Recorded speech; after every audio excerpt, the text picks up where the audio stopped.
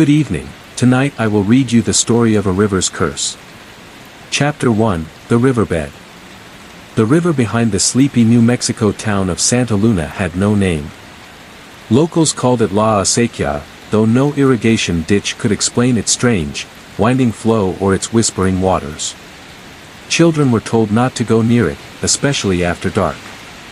La Llorona will take you, their grandmothers warned, voices lowering instinctively as if the name alone might summon her. For 19-year-old Isabel Moreno, the river was a curiosity more than a threat. Raised in Albuquerque, she had only come to Santa Luna for the summer after her mother's sudden death. Her grandmother, Abuela Soledad, had insisted, too much city noise for grief. Come here, Nina. The desert will help you listen.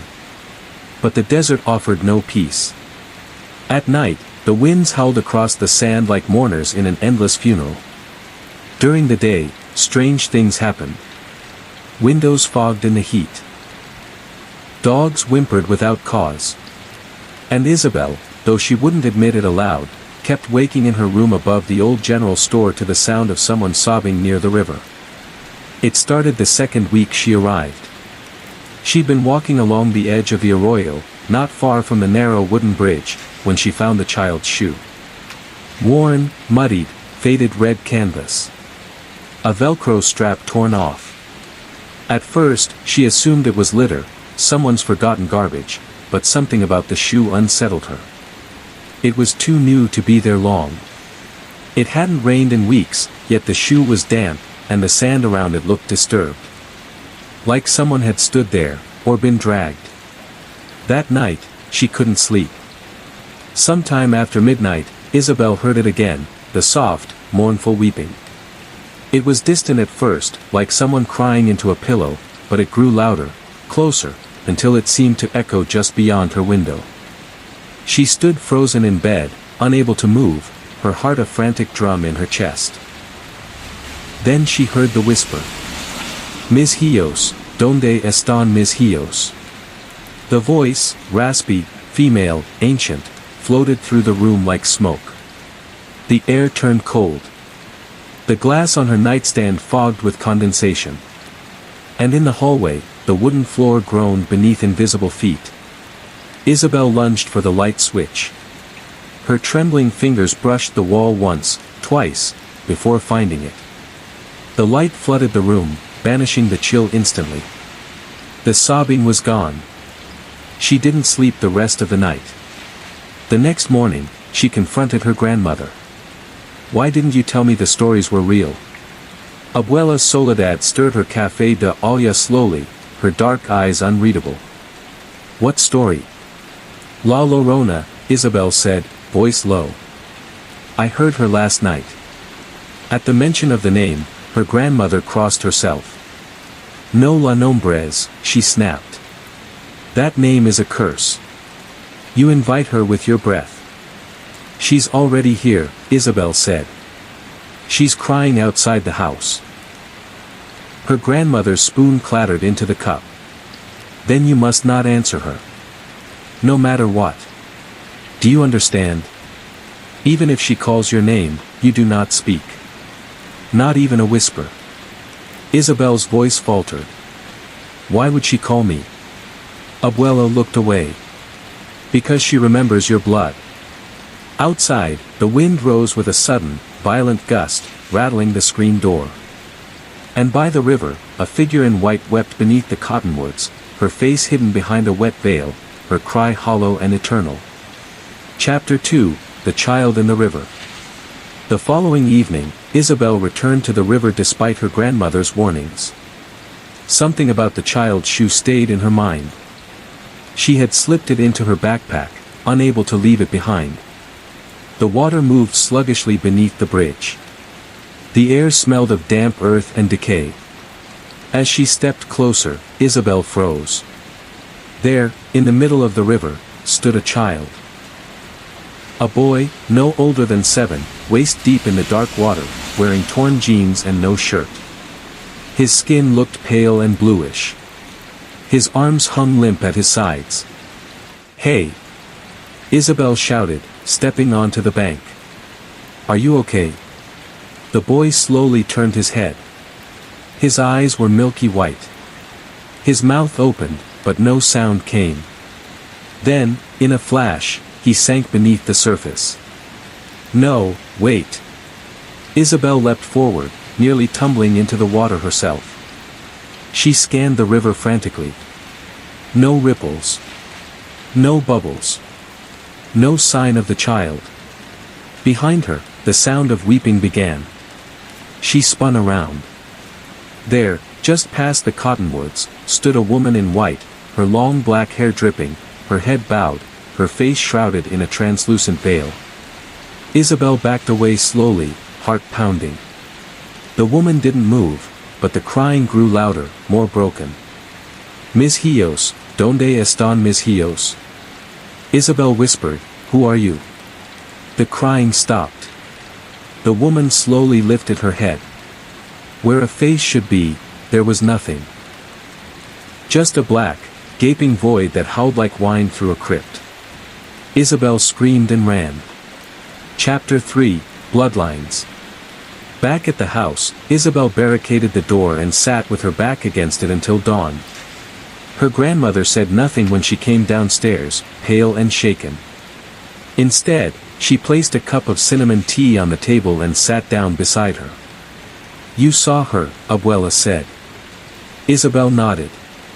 "She is not a ghost," her grandmother whispered. "Not in the way you think. She is a curse, a living memory of something too terrible to fade." "Why is she here?" Isabel asked. "She's always here. But she follows the blood of those who remember." "What does that mean?" Abuela took her hand. "Your great-great-grandmother, Catalina Moreno, lived in Santa Luna. Her daughter drowned in the river during a flood. Catalina blamed herself. Afterward, she heard the crying. She claimed La Llorona came to her." Isabel stared at her. "You think we're cursed?" "I think grief has roots deeper than bone. And some pain echoes forever." Chapter 4, The Portrait. Later that day, Isabel went into the attic, searching for anything about her family's history. Dust choked the air. Old trunks and suitcases lined the slanted walls. She found a faded photo album tucked inside a cracked leather satchel. Inside, she found a black and white portrait of a young woman standing by the river. Her face was strikingly familiar, sharp cheekbones, dark eyes, same shape as Isabel's. "Catalina," she whispered. The photo was labeled 1894. But behind Catalina, in the shadows of the trees, something shimmered. Isabel squinted. There was a faint, ghostly blur behind her ancestor. A shape in white. A woman's figure with no face. La Llorona. The ink on the photo seemed to pulse. For a brief second, the picture darkened, the water in the background shimmered, and the trees swayed, though there was no breeze. Isabel slammed the album shut and ran from the attic. Chapter 5, The Whispering Woods. 2 nights later, Isabel dreamt of drowning. She was floating in the river, the cold pulling her down. A child's hand grasped her ankle, dragging her deeper. Above, a figure in white hovered like a bird of prey, arms outstretched. She woke gasping, tangled in her blankets, her skin soaked with sweat. The river called her again. At dawn, she walked to the edge of the woods beyond the arroyo, where the trees thickened. No one went there anymore. Branches twisted like claws, and dead birds often fell from the canopy without cause. As Isabel entered the woods, whispers echoed around her. Her name. Repeated.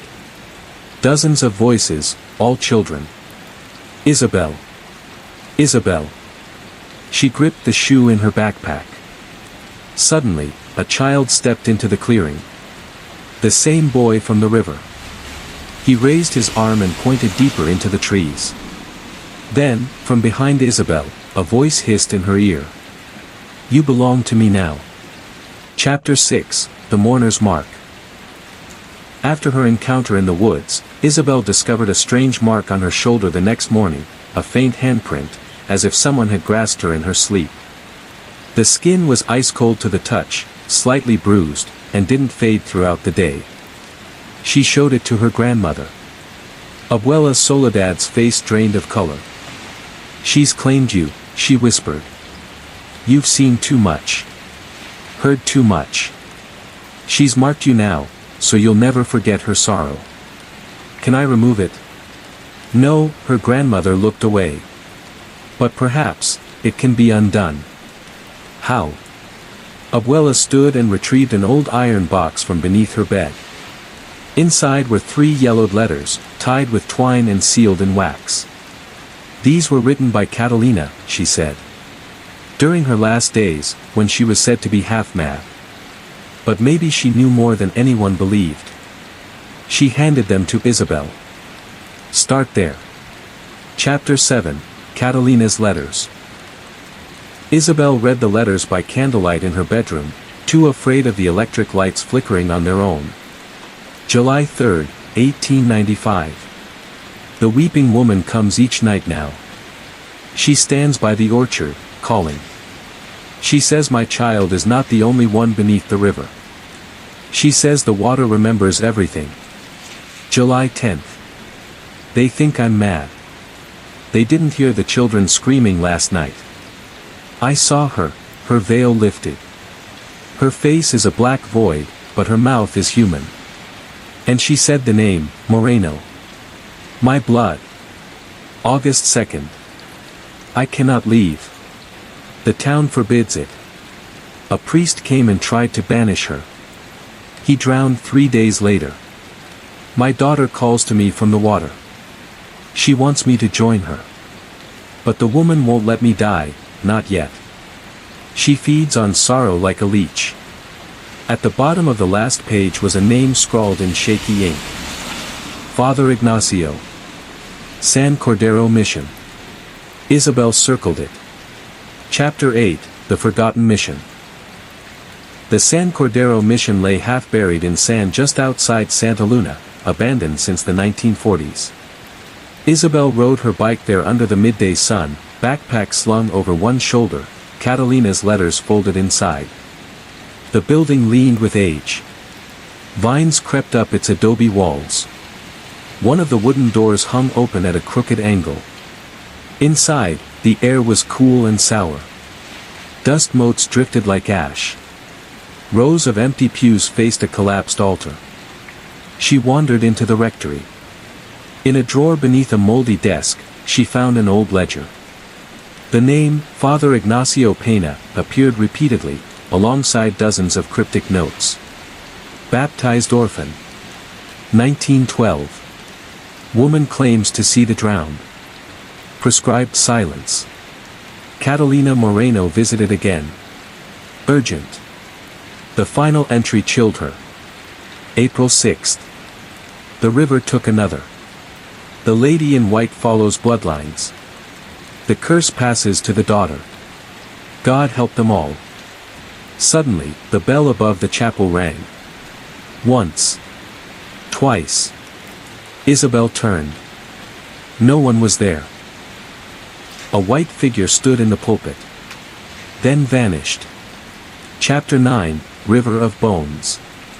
Shaken, Isabel returned to the arroyo and traced the riverbank toward an old wash, where floodwaters had once destroyed part of town. She paused near a collapsed tree trunk. Something white stuck from the dirt. She thought it was a stone, until she saw the curve of a jawbone. She began digging with her hands, pulling at the earth until she uncovered a small skull, still connected to brittle vertebrae. Tiny rib bones fanned out beneath it. A child's skeleton. Her stomach turned. As she stepped back, a second shape emerged from the water beside her, a boy, pale and wet, standing silently. Then another. And another. 5 children, all staring with empty eyes. They raised their arms toward her. And wept. Isabel ran, screaming through the trees as the sobbing followed, not from behind, but inside her head. Chapter 10, Her Face. That night, Isabel couldn't bear to sleep. She lit a candle and sat on the floor, watching the shadows crawl along her walls.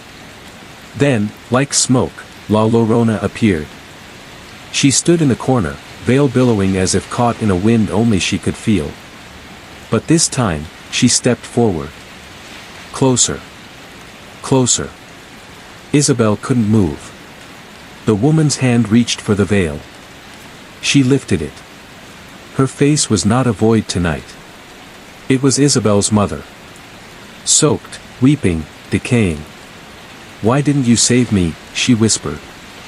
Isabel screamed, and the candle blew out. Darkness swallowed the room. Chapter 11, The Grave Under the Orchard. The next morning, Abuela Soledad stood in the kitchen wearing a shawl Isabel had never seen before, black with white stitching that looked like stitched tears. She clutched a rosary, beads rattling between arthritic fingers. "She showed you her face," she said quietly. Isabel could only nod. Abuela sat down slowly. "When your mother was your age, she saw her too. That's when she left. She thought by running, she could break the chain. But the curse followed her," Isabel whispered. "Didn't it?" Her grandmother gave a weary nod. "It always follows the marked blood. But there may be a way to make it sleep again." Isabel leaned in. "Tell me. There's something Catalina never dared to do. A part of the story no one remembers, not even the priests." She stared into Isabel's eyes. La Llorona was once a woman named Maria Tomas. She lived where this orchard now stands. She had 3 children. And she did not drown them, they were taken from her. Isabel blinked. "Taken?" "By the town," Abuela said bitterly. "By men who wore crosses and claimed to be clean." She led Isabel out to the back orchard, where a twisted pecan tree grew, bent like a supplicant under heaven. "She buried something here," Abuela said. "Catalina's letters say the roots of La Llorona's rage lie under this tree." They dug for hours. At last, the spade struck wood. A box. Inside, a child's rosary, a locket containing a mother's hair, and a folded, water-stained confession. Isabel unfolded it. "They drowned my sons while I begged for mercy. Called them bastards. Took them screaming. I cursed them with my last breath. Let no daughter of this bloodline forget my sorrow. Let them carry my grief until they undo what was done. Signed, Maria Tomas. 1793. Chapter 12, The Eyes in the Mirror. That night, Isabel stared at herself in the bathroom mirror. Her eyes looked darker. Older. As if something inside her had begun to shift. She ran cold water, splashed her face, and looked up. Her reflection was gone. Only steam.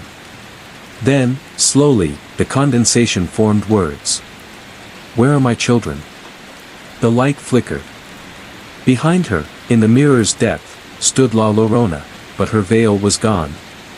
She looked like a mother broken beyond repair. Black eyes sunk deep in hollow sockets. Her mouth a torn wound of endless crying. Isabel spun around. Nothing. But the scent of river mud and violets clung to the air. She backed out of the bathroom, locking the door. From inside, she heard scratching. Chapter 13, The Baptismal Pool. Isabel returned to the San Cordero mission the next day, determined to find anything that could help lay Maria's spirit to rest. In the back of the ruins, beneath a collapsed hallway, she uncovered a stone baptismal pool, its edges cracked with time, still faintly holding stagnant water. She stepped inside, unsure why, only that something told her it was necessary. As her feet touched the shallow basin, the world shimmered, and shifted. She stood in the same place, but time had changed. The chapel was whole. Bells rang. Smoke from incense drifted in the air. And at the altar, a woman in a white dress held 3 children's hands. A priest stood before them. He nodded once. Then, gunshots. 3 soldiers burst in. The woman screamed. Not them. Please. The priest shielded her, but they knocked him aside. The soldiers dragged the children toward the river. Isabel screamed, "No." No one heard her. She watched as the woman chased after them, running barefoot through the orchard, shrieking their names, Mateo, Juan, and Carlos. The vision faded. Isabel collapsed to her knees in the now empty pool, sobbing. Chapter 14, The Story the Town Forgot. She confronted the town historian the next day, an old man named Luis Baca, who ran a dusty records office in what used to be the courthouse. "I know what happened," she said. "To Maria Tomas. To her sons. The town murdered them."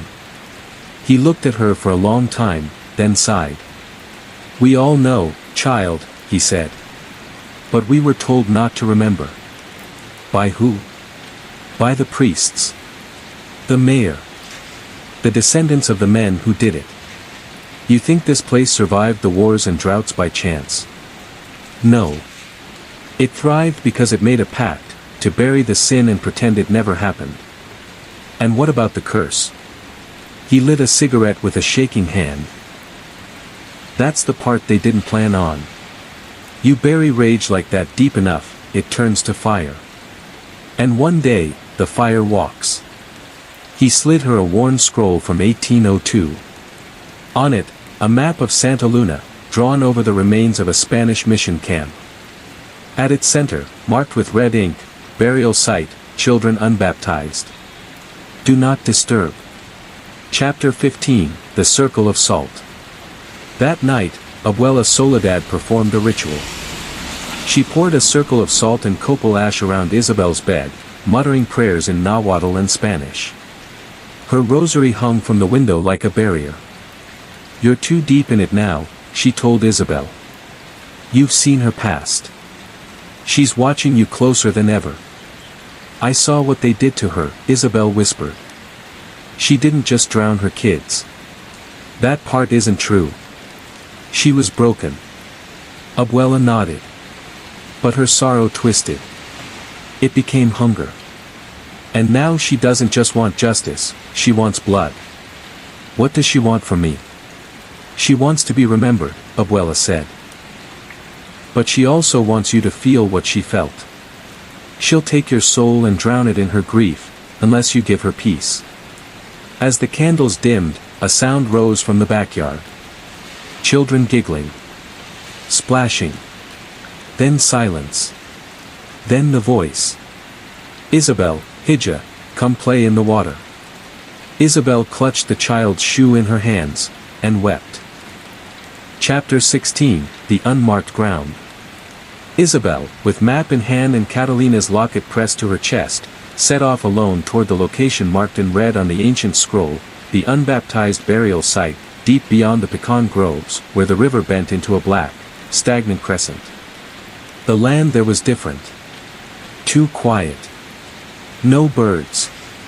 No insects. Just stillness, as if sound refused to tread there. She knelt near the bend and began to dig. The earth came up in clumps, muddy and thick, but there were no stones, no roots. Only bones. Tiny ones. The remains of children, tangled together, piled without care. She uncovered 8 skulls in total. One still had a ribbon of red fabric tied around the cracked bone. As Isabel stared in horror, a low moan rumbled from beneath the ground, like a heartbeat buried under clay. She stood quickly, but her legs refused to move. The air shimmered. And then, they rose. Children. Their eyes pitch black, mouths dripping river water, skin pale and broken. They formed a circle around her. "You found us," one said. "Now remember us." They stepped forward in unison. "Say our names." Isabel's voice shook. "Mateo. Juan. Carlos." But more stepped forward, girls and boys, dozens of them. Their mouths opened together in a mournful, perfect harmony. "Say all of us," or stay with us forever. Chapter 17, Voices in the Water. Isabel collapsed just outside the cursed circle, panting, her fingers trembling with mud and fear. Her brain buzzed with overlapping voices, hundreds of names, whispered too fast to understand. She heard one name again and again, Catalina. Back home, she rushed to the letters again, Catalina's forgotten ones, kept hidden in the folds of her mother's jewelry box. There was a fourth letter, never opened, sealed with black wax. She broke it open. To my future blood, if you find them, you must do what I could not. Their souls are not free. They are bound to the water by the stain of murder. Not just the river, but what lies beneath it. The priest lied. The mission buried the truth. The water is the doorway, but what waits beyond it is not heaven. It is where we sent them.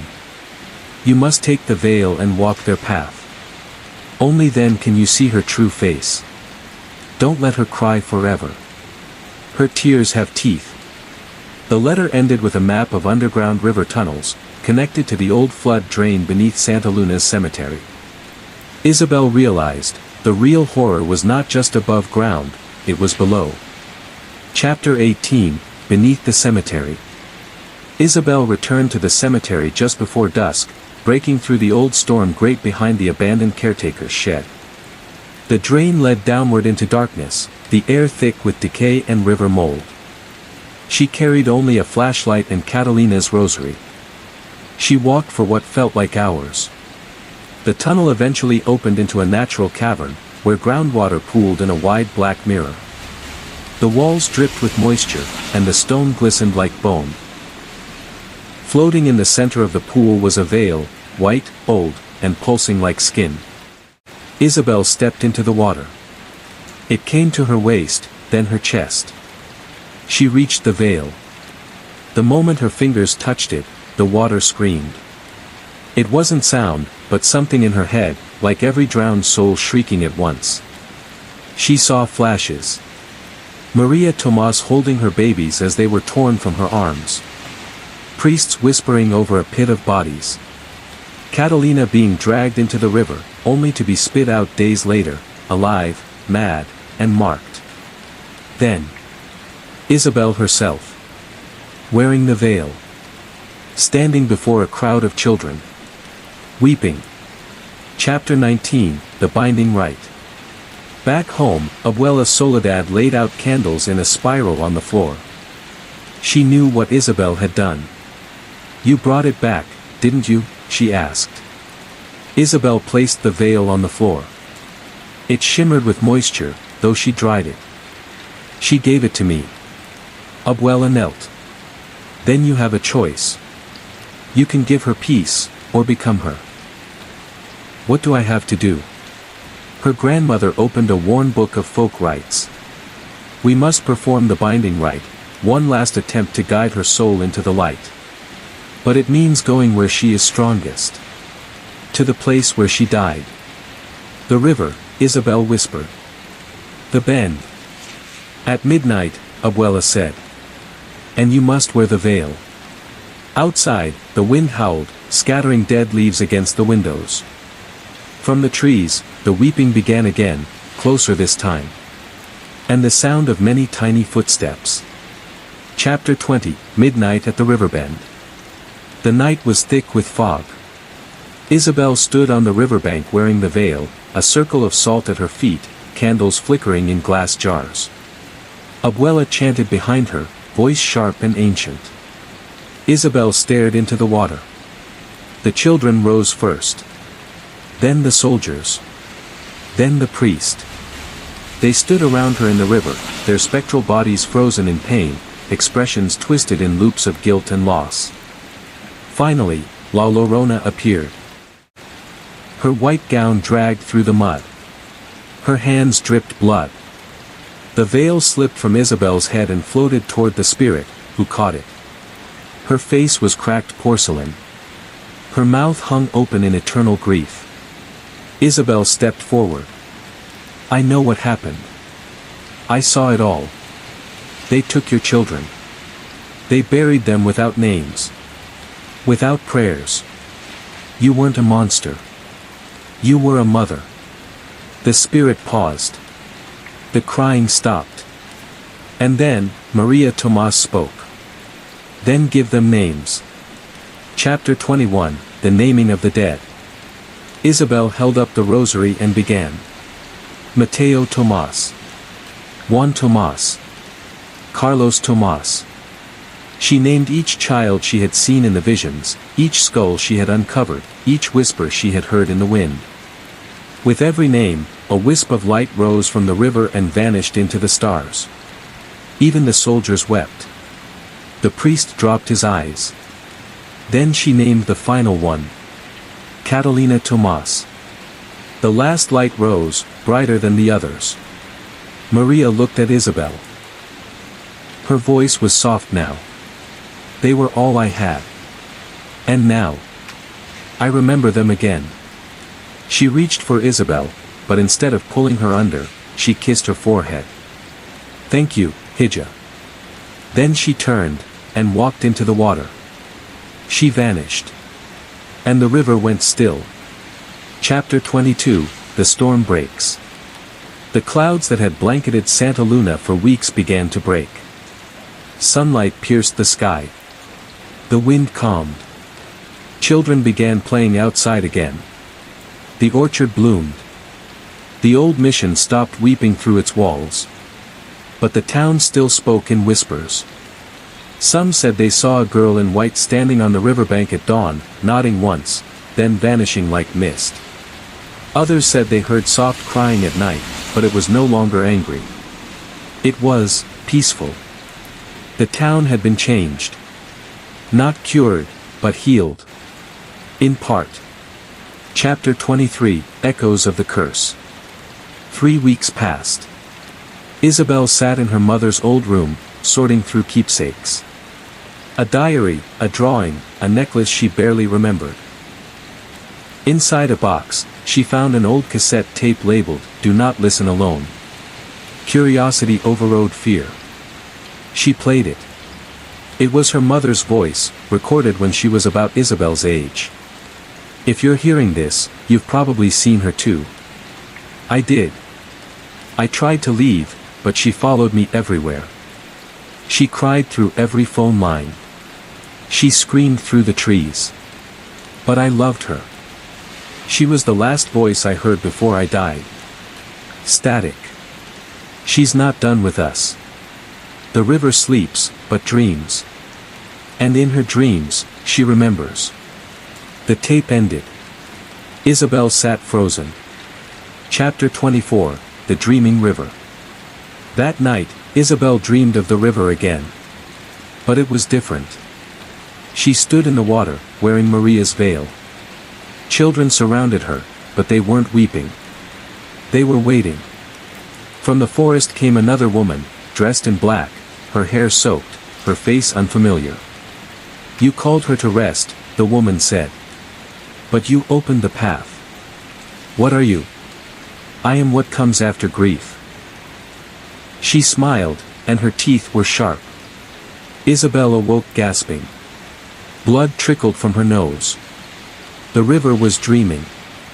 And something new was stirring in its depths. Chapter 25, Inheritance. Abuela Soledad was waiting with tea the next morning. You saw her, she said. Not Maria. Something else. Abuela nodded. She was not the first to grieve. And she won't be the last. What do we do? Abuela handed her an envelope. Inside, a deed. A name change. To protect the others, she said. You'll need to stay. Guard the banks. Learn the names. And be ready when the weeping starts again. What's the name change for? Abuela smiled sadly. It's time you took her name. You're not just Isabel Moreno anymore. She pointed to the signature line. Isabel Tomas. Chapter 26, The Book of Names. Isabel sat at the table, surrounded by candles and silence. Before her lay an old, bound volume wrapped in rawhide. Its cover was unmarked, but inside were hundreds of names. Some crossed out, others underlined. Abuela Soledad spoke behind her. It's called El Libro de los Lamentos, the Book of Laments. The women in our family have kept it for 2 centuries. Every time the river weeps, we add a name. Every time it takes, we mark the soul. Isabel flipped through the pages. Her mother's name was there. So was Catalina's. Maria Tomas. The drowned children. Even the priests who had tried to silence history. But near the end, a page was left blank, except for a smudge of dried blood. Whose name goes there? Isabel asked. Abuela closed the book with a tremble in her fingers. The one who's still dreaming. The one who was buried under the river before it was called Santa Luna. Chapter 27, The Forgotten Saint. Isabel returned to the town records to search for any trace of earlier settlements. What she found stunned her. Before Santa Luna was founded, there had been a mission outpost called Santa Sangre de las Sombras, Saint Blood of the Shadows. It was abandoned in 1723 after a series of unholy drownings and the unexplained madness of the clergy. The documents were brittle with age, but one name appeared again and again, Sor Inés del Silencio. A nun. Exiled. Accused of heresy of the tongue and dream communion with the god beneath the waters. She had been buried alive beneath the stone altar of the original chapel. Isabel followed the coordinates into the forest, beyond the orchard, to where time had erased all but the foundation stones. There, hidden under ivy and moss, was a carved sigil, a spiral inside a teardrop. She felt the air tremble. The weeping had begun again. Chapter 28, Sor Inés Rises. That night, Isabel dreamt of Sor Inés. The nun stood in ankle-deep water, her face pale, lips sewn shut with reeds. Around her floated bones, adult bones, unlike the drowned children of Maria. Sor Inés lifted a hand. From the depths behind her, something stirred. A mass of dark tendrils, glowing faintly with blue light. Then came the voice, not hers, but something through her.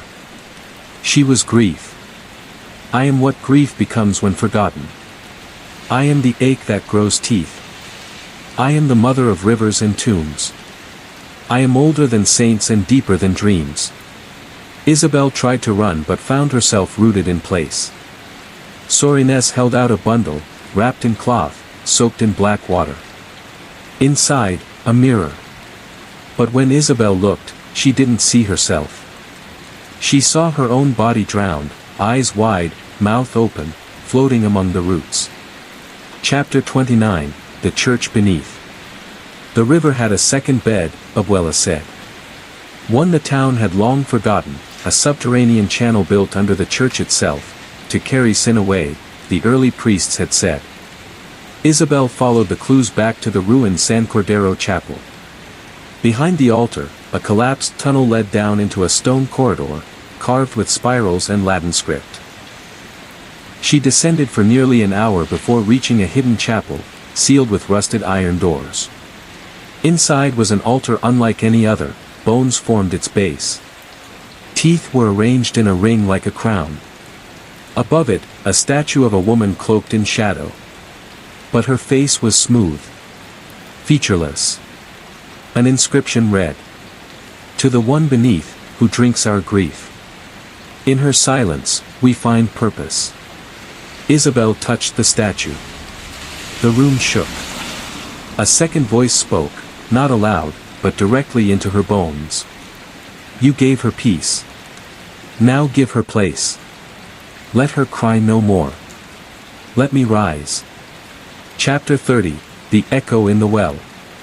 Back home, Abuela was waiting by the old stone well near the orchard. Isabel had never noticed it before, overgrown, mossy, covered with rotted boards. "This is where Sor Inés was thrown when they feared her tongue," she said. "They buried her alive. No.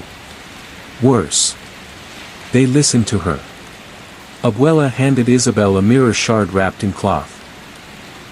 The glass is from the convent's mirror, broken the day the weeping spread. They say anyone who looks into it near the well can hear the true name of the thing she served. Isabel lowered the mirror into the well, catching a glimmer from the dark. She heard her own voice echo up from below. But it wasn't saying her name. It was chanting. Madre de Aguas, Madre sin rostro. Nombrame. Regresame. Mother of waters, mother without face. Name me. Return me. Then came the sound of a child crying, only the voice wasn't sad. It was hungry. Chapter 31, The Hollowing begins. The town began to change. Children began sleepwalking, drawn to water. One boy drowned in a bathtub, the water still clean, his eyes wide with terror. Old men heard chanting in their wells. Dogs refused to go near the river. The water level rose without rain. And always, the crying, no longer in mourning, but mocking. Isabel watched as her neighbor's little girl stood outside at 3 a.m. Eyes black, pointing to the sky. They're under us, she said. They're in the pipes. They're in our tears. At dawn, the river flooded, briefly and without warning. It swallowed the oldest bridge in Santa Luna. When it receded, something remained behind. A stone effigy, face carved away. And at its base, etched into the mud. The one who drinks. Chapter 32, The Devourer's Face. Abuela confessed what she had long hidden. There's a reason I never left Santa Luna, she said. It's not just about Maria. It's about keeping the devourer asleep. Isabel stared. That's what Sor Ines called her, Abuela said. She claimed it was grief made flesh. That Maria's rage fed it. That even naming it brings it closer. Isabel recalled the Book of Laments. That final page. Not blank. Just waiting. What happens if we name it, she asked. Then it wears our faces. That night, Isabel found her reflection blinking out of sync. Smiling when she didn't. It whispered. You let her rest. Now I wake. Chapter 33, A Town Called Hunger. The town historian, Luis Baca, vanished. They found his house empty, papers burned, crosses shattered. The church bell rang for the first time in 20 years, but no one was there. Abuela found a letter Luis had left in her mailbox. It read. Santa Luna was built over something meant to remain unnamed. We were never a sanctuary, we were a seal. The river is rising again. The children sing its name in their sleep. We thought La Llorona was the curse. She was the warning. The true curse is memory. The next morning, all the cemetery gravestones were blank. Chapter 34, What Dreams Do Not Drown. Isabel dreamt again. But this time, she did not enter the river. The river entered her. She stood in a field of bones, the moon bloated and bleeding above her. The children gathered at her feet, staring with hollow eyes. Then Sor Ines stepped forward. She placed a crown of river stones and teeth on Isabel's head. You carry her tears, she said. But will you carry her hunger? The bones stirred. Something vast and ancient breathed beneath them. It rose, not in form, but in feeling. A pressure. A grief so deep it warped time. And in that moment, Isabel understood. La Llorona was not the end of the curse. She was the first one who refused to forget it. Chapter 35, The Breaking of Names. At dawn, Isabel carved a spiral into the old mission's altar. She placed the Book of Laments atop it and lit a black candle. Each name she read aloud twisted the wind, cracked the glass, made the water ripple. She reached the blank page. One word etched itself into the parchment, on its own. Sombra. Shadow. The moment the ink dried, every candle in the town blew out at once. And from beneath the ground, the river whispered. Not in Spanish. Not in Latin. But in a tongue made of grief, soaked in centuries of mourning. And in the mirror's cracked surface, Isabel saw the truth. She was no longer alone in her body. Chapter 36, Vessel of Silence. Isabel could no longer hear her own heartbeat. She stood before the cracked mirror in Abuela's house, staring at her reflection. It blinked half a second too late. Abuela placed a hand on her shoulder. You've let it in, she whispered. But you haven't surrendered yet. I didn't mean to, Isabel said. You didn't have to. It's not possession, Mija. It's inheritance. Outside, the wind screamed like a woman in mourning. Windows rattled. The river overflowed its banks again, and this time, it stayed. Dead fish lined the shore. The sky above the town turned a dull, drowned gray. Isabel stepped away from the mirror. Inside, her reflection smiled. Chapter 37, The Whispers in Water. Every faucet in Santa Luna began to leak, no matter how tightly it was shut.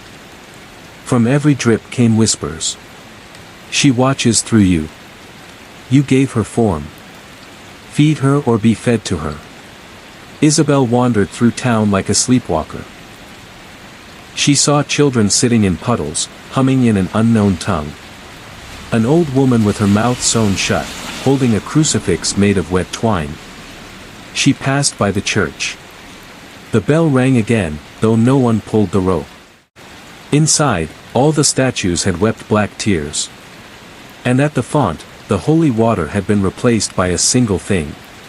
A perfect human tooth, floating. Chapter 38, A Letter from Maria. That night, Isabel heard rustling behind the wall. She pulled aside a loose brick and found a damp envelope. On it, her name, written in shaky script. Inside was a letter. The paper smelled of river moss. Isabel. I tried to stop her. I was the wall. But walls crumble. She spoke through my tears. She showed me the depth of sorrow. But she does not weep because of loss. She weeps because she remembers everything. Do not become her tongue. Do not become her mouth. There are worse things than mourning. Signed, Maria Tomas. Dated, 4 days after her death. Chapter 39. The Hollow Eyes. Luis Baca returned. He came to the town square at sunset, barefoot, covered in river clay. His eyes were blank, pupils gone entirely. On his chest, carved with something jagged, were the words. She wears me now. He didn't speak. He sang, an old lullaby, half forgotten. Madre de dientes, madre sin fin. En tu sombra duerme mi piel. Mother of teeth, mother without end, in your shadow my skin shall sleep. Then he opened his mouth, and water poured out, endlessly. He collapsed. When his body was examined, his lungs were dry. Chapter 40, The Spiral Grove. Abuela took Isabel deep into the woods, to a clearing hidden by cypress and silence. In the center was a circle of stones, each carved with the spiral symbol. Beneath the moss, old names were etched, names Isabel recognized from the Book of Laments.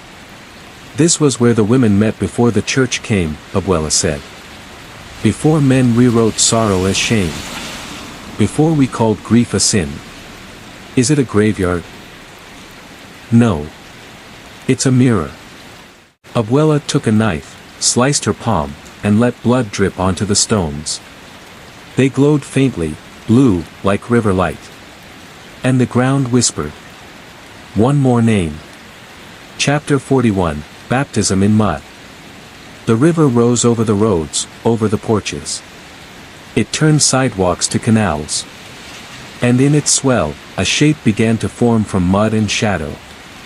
At the center of the plaza, it stood, a woman, face veiled, mouth sewn shut with hair. Isabel watched from her window. Then she heard a knock. She opened the door, and the air rippled. Maria Tomas stood there. Dripping wet. Eyes hollow. Hands shaking. "You have to baptize her," Maria said. "She needs a new name. One born in this era. One the land remembers." Isabel backed away. "Or what?" Maria smiled, lips split down the center. "Or she'll take yours." Chapter 42, The Devourer's Cradle. The townspeople began to gather at the river without knowing why. Children arrived barefoot. Old men carried salt. Women stood silently in rows, each with a single black candle. Isabel stood at the edge, trembling. The mud woman was no longer still. She writhed now, like a thing being born. Abuela pressed the Book of Laments into Isabel's hands. "This is the last page," she said. "This is your page." Isabel opened it. There, without her writing it, was a sentence. "The cradle breaks. The mouth opens. The river sings with a new tongue." And underneath, Isabel del Agua.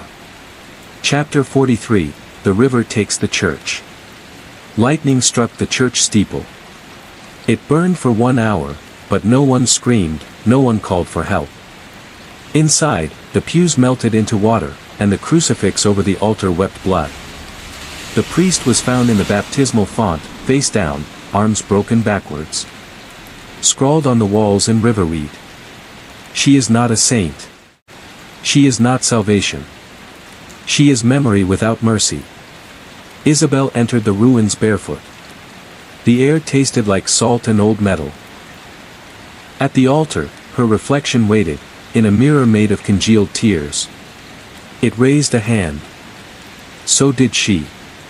Chapter 44, The Face Beneath. In dreams, Isabel dug beneath the river, deeper than she thought possible. There, she found a mass of limbs and mouths, a shape without shape, bound in hair and teeth. It did not speak. It showed her every sorrow ever forgotten, every murdered woman buried in silence, every child drowned without justice, every scream that never found a name. And at the center of it all, a mirror. Her own face on it. Cracked. Bleeding. Smiling. "You are not the chosen," it whispered. "You are the door." Chapter 45, When Names Burn. Isabel returned to the spiral grove. Alone. She lit the black candles. She opened the Book of Laments one last time. And she did something no one had dared before. She tore out the final page. She burned it.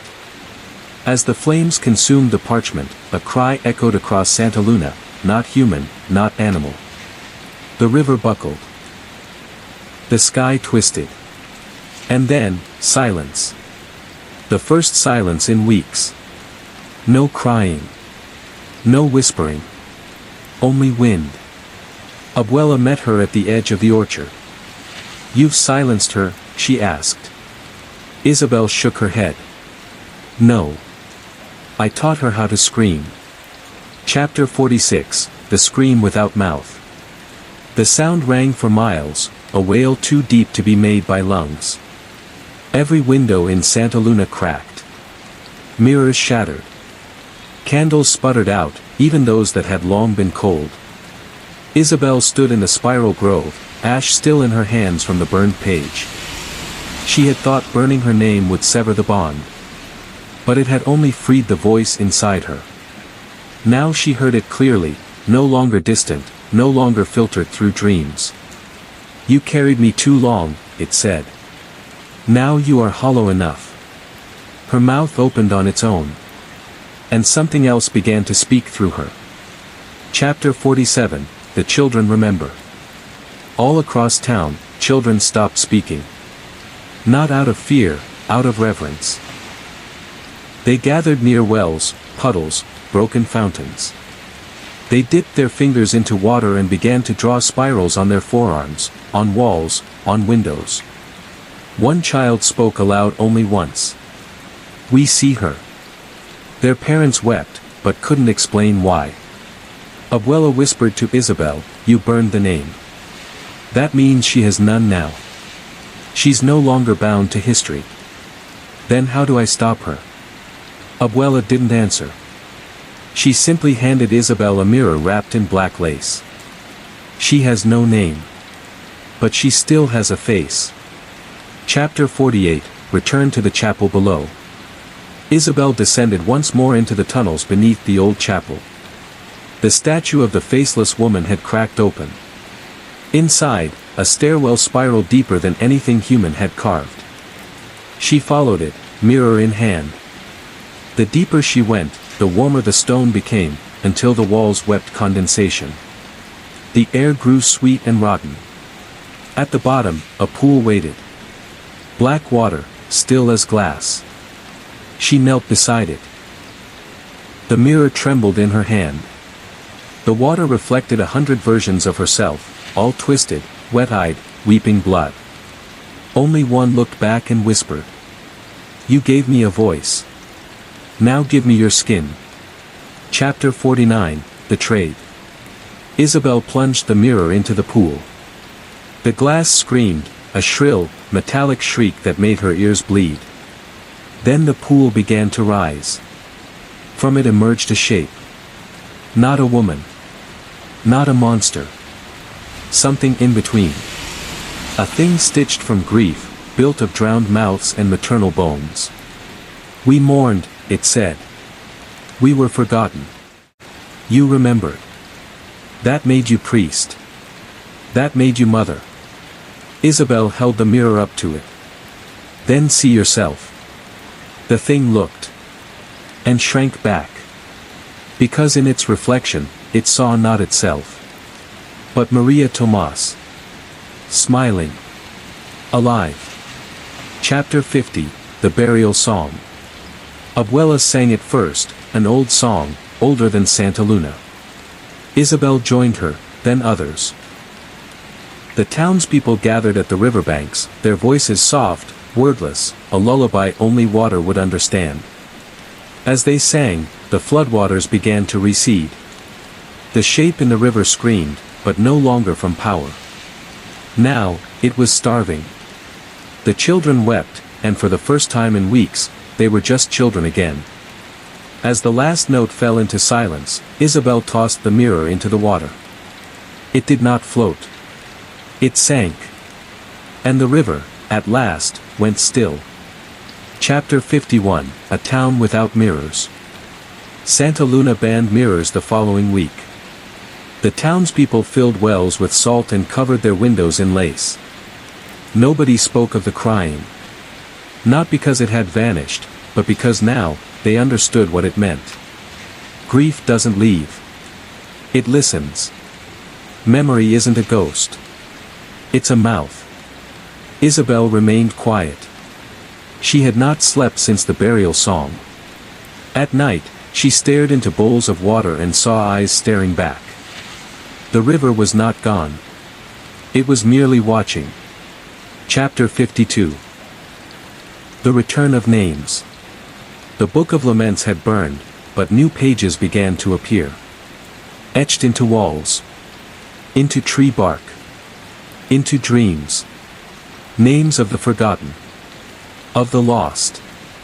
Of those whose stories had never been told. Isabel began writing them down. One by one. Sorines del Silencio. Maria Tomas.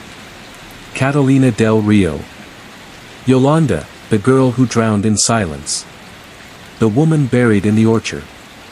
Each name she wrote made her feel less heavy, as though grief, when given voice, became bearable.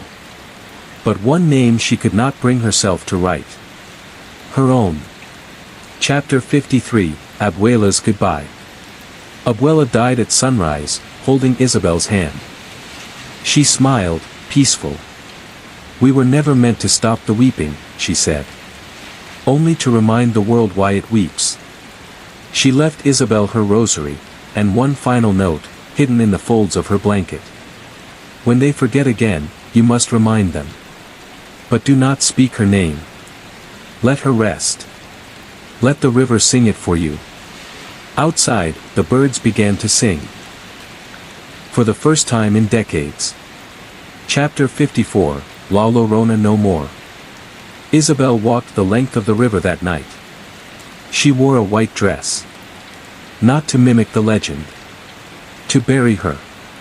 At every bend, she dropped a flower, one for each name in the book. She reached the weeping tree at the river's heart. There, she whispered. You are remembered. The river rippled once.